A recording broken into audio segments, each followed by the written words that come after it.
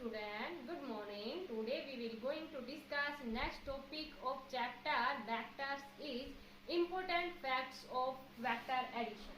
कि जब वेक्टर्स को हम ऐड करते हैं तो क्या क्या हमारे पास इम्पोर्टेंट फैक्ट्स हैं वेक्टर को ऐड करते टाइम हमें किन किन बातों का ध्यान रखना चाहिए, मीन्स क्या क्या हमारे पास फैक्ट है, इनके बारे में अभी हम डिस्कस करें। तो देखो स्टार्टिंग में हमारे पास क्या है कि ओनली जो सेम नेचर के जो वेक्टर है उन्हीं को सेम नेचर में हम ऐड कर सकते हैं। Vector of same nature alone can be added. जैसे कि फोर्स का जो वेक्टर है तो उसको फोर्स में ही हम ऐड कर पाएंगे। ऐसा नहीं है कि वेक्टर्स जितने भी हैं उनको सबको हम इकट्ठा ही ऐड कर दें, क्योंकि स्केलर के केस में ऐसा होता है कि अलजेब्रिक सम कर देते हैं सभी का। लेकिन यहाँ पर हमारे पास फर्स्ट जो फैक्ट है वो क्या है, मेन जो है कि vector of same nature alone can be added. Vectors of same nature alone can be added means a force vector cannot be added into velocity vector, cannot be added into velocity vector।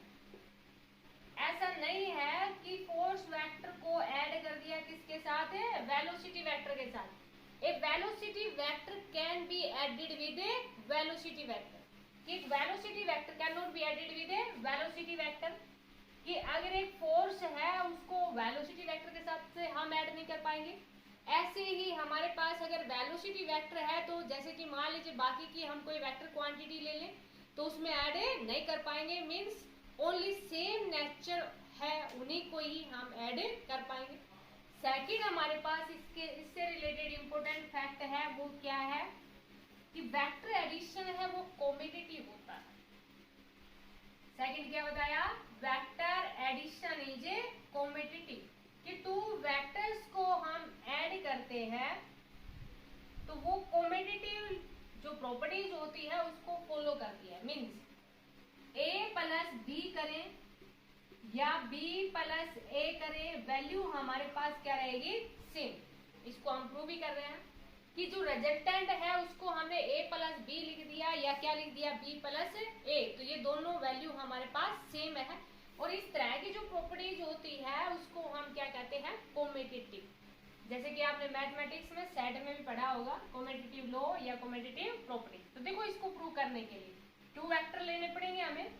तो हमने एक vector a ले लिया, दूसरा vector हमने क्या ले लिया, ये b ले लिया। समझ आया बेटा? तो इन दोनों का जो रिजल्टेंट है ना, ये हमारे पास जो r है वो किसके इक्वल है, a प्लस बी के इक्वल है। समझ आया? जैसे कि इसको हमने o से रिप्रेजेंट कर दिया, इसको p से रिप्रेजेंट कर दिया, इसको q से रिप्रेजेंट कर दिया। तो यहाँ पर हम क्या लिखेंगे बेटा, OQ है उसको हमने क्या लिख दिया, OP प्लस PQ। तो ये हमारे पास क्या है, r, और ये वैल्यू हमारे पास कितनी आई, a प्लस बी। हम सिंपल इसको r से ही रिप्रेजेंट कर लेते हैं। ठीक है, अब हमने थोड़ी सी इसमें कंस्ट्रक्शन कर दी। क्या कंस्ट्रक्शन कर दी, जितना ये b था उतना ये यहाँ ले लिया और जितना ये था उतना यहाँ ये ले लिया। मीन्स जैसे OPQ r तो रिप्रेजेंट कर रखा, इसको हम क्या ले ले, s से रिप्रेजेंट कर दे। तो देखो बेटा अगेन OQ है ना, OQ को हम क्या लिख देंगे, OS plus SQ। Triangle law vector addition आपको ध्यान है ना। देखो यहाँ पर हम कोई resultant of magnitude and direction नहीं निकाल रहे, कि जैसे कि आपको ध्यान हो वेक्टर, जैसे वहां पर हमने resultant of magnitude and direction लगाया था तो यहाँ पर इसको पाइथागोरस थ्योरम लगाने के लिए परपेंडिकुलर ड्रॉ किया था। यहाँ पर हम सिंपल ये दिखा रहे हैं कि कॉम्पिटिटिव लॉ को होल्ड करता है या कॉम्पिटिटिव प्रॉपर्टी जिसके अंदर होल्ड होती है। तो देखो बेटा यहाँ पर OQ है उसको हमने क्या लिख दिया, देखो ये सेम है ना, सेम डायरेक्शन में। Then resultant is given by third side of triangle taken in opposite order. ध्यान है आपको, ट्रायंगल लॉ वेक्टर एडिशन बिल्कुल वही लगा रहे हैं। देखो बेटा यहाँ पर OQ है वो किसके इक्वल आ गया, B प्लस A के इक्वल आ गया, क्योंकि ये B था तो ये भी B है, ये A है तो ये भी कितना है, A है। अब यहाँ से देखो आपके पास, और इसको हम जैसे मान लीजिए r से ना भी रिप्रेजेंट करना चाहो तो देखो OQ दोनों है ना, तो लेफ्ट साइड इक्वल तो राइट साइड भी equal. Left side equal right side equal, it means A plus B is equal to क्या आ गया, बी प्लस ए।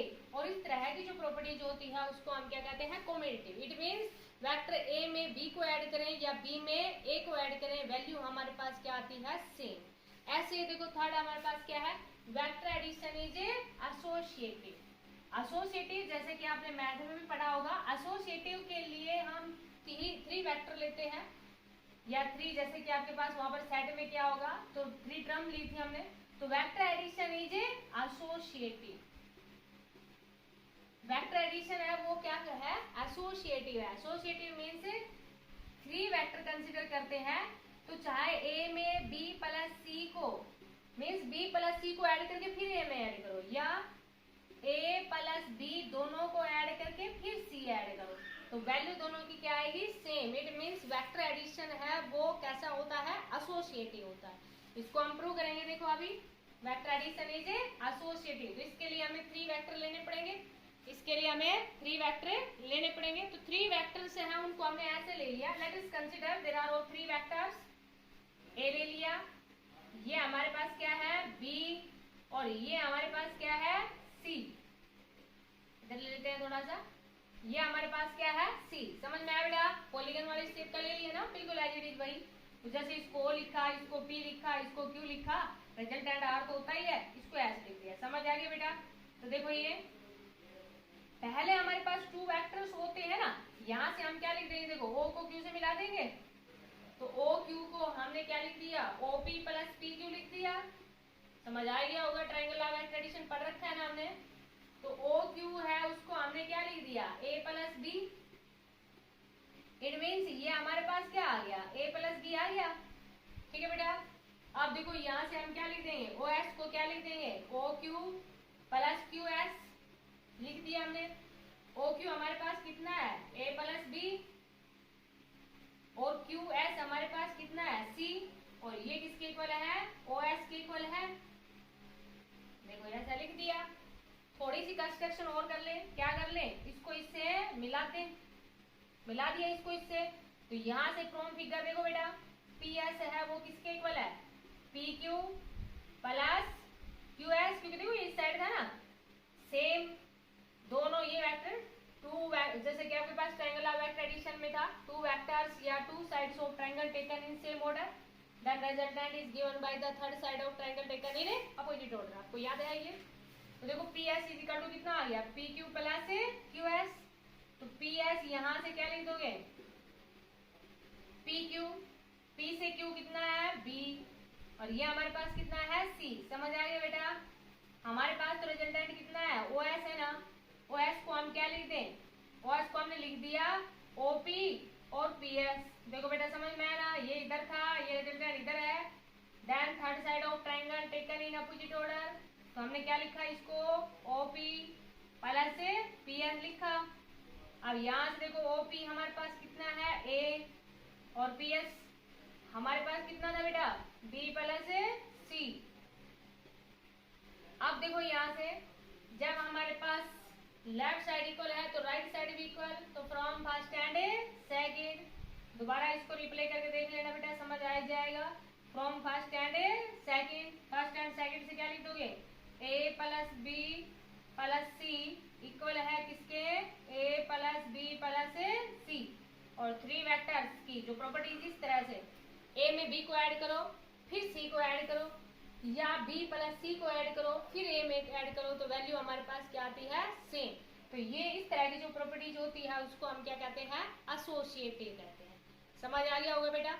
अब एक सिंपल सी आपके पास टर्म और है कि जैसे कि मान लीजिए कोई इस तरह का क्वेश्चन बन जाता है आपके पास, वेक्टर एडिशन में ही आती है वो भी, कि एक तो रिवर का फ्लो है और एक आपके पास बोट का फ्लो है, और क्वेश्चन इस तरह से पूछ लिया जाए कि when A boat cross the river in shortest time, कि थोड़े से टाइम में किस प्रकार कब कवर करेंगे, तो उसमें भी हम जो वेक्टर एडिशन है उसी का फैक्टर लगाते हैं। देखो जैसे कि मान लीजिए जैसे आपके पास इस तरह का क्वेश्चन है, किस टाइप से, कि जैसे कि मान लीजिए ये तो हमारे पास रिवर का फ्लो है,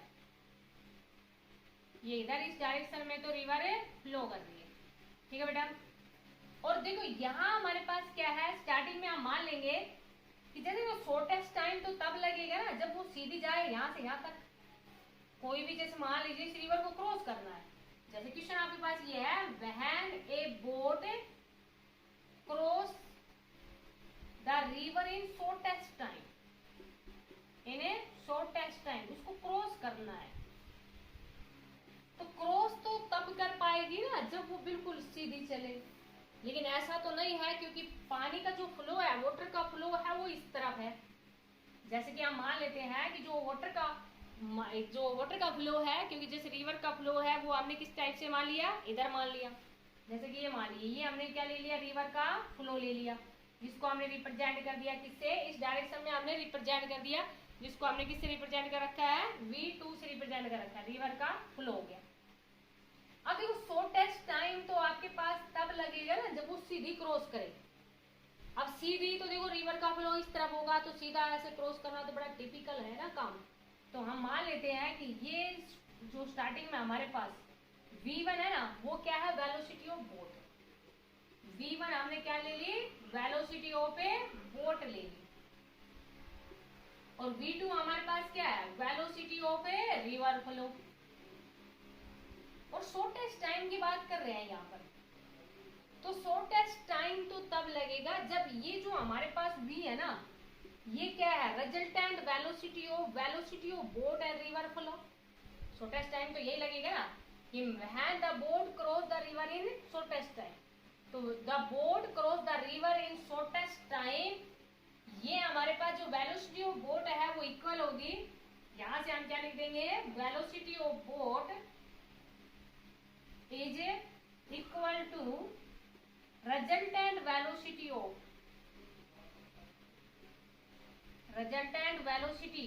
of a boat and river flow and velocity of river flow means यहाँ पर हम ये कह देंगे कि when the boat cross the river in shortest time, तो the boat cross the river in shortest time is the velocity of, लिख देंगे the boat cross the river in shortest time, in a shortest time, कब, वहन the आपके पास जो velocity है वो resultant velocity हो किसकी, velocity of boat and velocity of river flow, तभी वो इसको क्रॉस कर पाएगी शॉर्टेस्ट टाइम में। अब ये मान लेते हैं कि यहाँ से यहाँ तक की जो डिस्टेंस है वो हमने मान ली, कुछ भी ये यहाँ से यहाँ तक की डिस्टेंस है वो हमारे पास कितनी है, s, क्योंकि टाइम के लिए हमें क्या चाहिएगा, डिस्टेंस बाई स्पीड चाहिएगी। तो एक बोट है, river always move in direction of, एक कोई भी बोट है इन रिवर के अंदर, ये इस तरह से लिख देना कि जल्दी पहले आप देख लो इसमें, फिर उसके बारे में बताते हैं आपको कैसे लिखना है। तो पहले हम resultant velocity of boat and river flow निकालते हैं। तो देखो बेटा, ये आपके पास राइट एंगल ट्रायंगल बन रही है ना, और ये एंगल हम मान लिया, ये एंगल हमारे पास कितना है, थीटा। अगर आप देखो एंगल की हेल्प से, जैसे मान लीजिए आपके पास कोई एंगल दे रखा है तो उसकी हेल्प से भी आप वैल्यू निकाल सकते हो। तो यहाँ से हमारे पास जो साइन थीटा है ना, जैसे ये पूछ लिया जाए कितना एंगल बन रहा है, तो साइन थीटा है वो आपके पास कितना हो गया, V2 बाई V1। तो यहाँ से भी हम वैल्यू निकाल सकते हैं। जब हमें ये दोनों वेलोसिटी पता हो तो sine theta is equal to कितना आ जाएगा, V2 बाई V1, और V हमारे पास कितना आ जाएगा, देखो ये क्या आएगा, हाइपोटेन्यूज है, तो V इज इक्वल टू कितना आ गया, V1 square minus V2 square का रूट आ गया। टाइम, शॉर्टेस्ट टाइम कब लगेगा, डिस्टेंस कितनी है s, और resultant velocity of river flow, और बोट की जो रिजल्टेंट वेलोसिटी आई है वो हमारे पास कितनी आई है, T is equal to s by V1 square minus V2 square. तो ये एक शॉर्टेस्ट टाइम लगेगा इसको क्रॉस करने में। तो यहाँ पर आपके पास देखो लिखने में आप किस तरह से लिखोगे कि जो आपके पास एक बोट है in a river always move in direction of resultant velocity of boat and velocity of river flow, तब आपके पास शॉर्टेस्ट से शॉर्टेस्ट टाइम लगेगा कि जब एक कोई भी रिवर के अंदर कोई भी बोट मूव करती है ना, तो वो कैसे मूव करती है, वो रिजल्टेंट वेलोसिटी होती है किसकी, velocity of boat and velocity of river flow, क्योंकि फ्लो के ऊपर भी तो डिपेंड करेगी ना। तो जैसे यहाँ पर आप लास्ट में ये लिख दोगे, क्या लिख दोगे कि कोई भी जो आपके पास बोट है, ए boat in a river always moves, A boat in a river always moves in direction in direction of resultant velocity of boat and velocity of a river flow। तो यहाँ पर भी हमने किसका यूज किया है, जस्ट एक वेक्टर एडिशन का यूज किया है। जब रिजल्टेंट की बात कर रहे हैं तो रिजल्टेंट मीन्स या तो हम एडिशन की बात करते हैं रिजल्टेंट निकालने के लिए, या हमारे पास जैसे कि मान लीजिए डिफरेंट वेक्टर डिफरेंट डायरेक्शन के अंदर हो तो हम सब्ट्रैक्शन की बात करते हैं। तो ये हमारे पास एक सिंपल सा टॉपिक था कि जो क्या क्या हमारे पास इंपॉर्टेंट फैक्ट है अबाउट ए वेक्टर एडिशन। तो क्योंकि थोड़ा सा टफ पड़ता है वेक्टर्स का चैप्टर, लेकिन आप अच्छी तरह से अगर समझोगे मन लगा के तो आराम से समझ आ जाएगा। तो इसको स्टूडेंट्स अच्छी तरह से समझना। Thank you, have a nice day.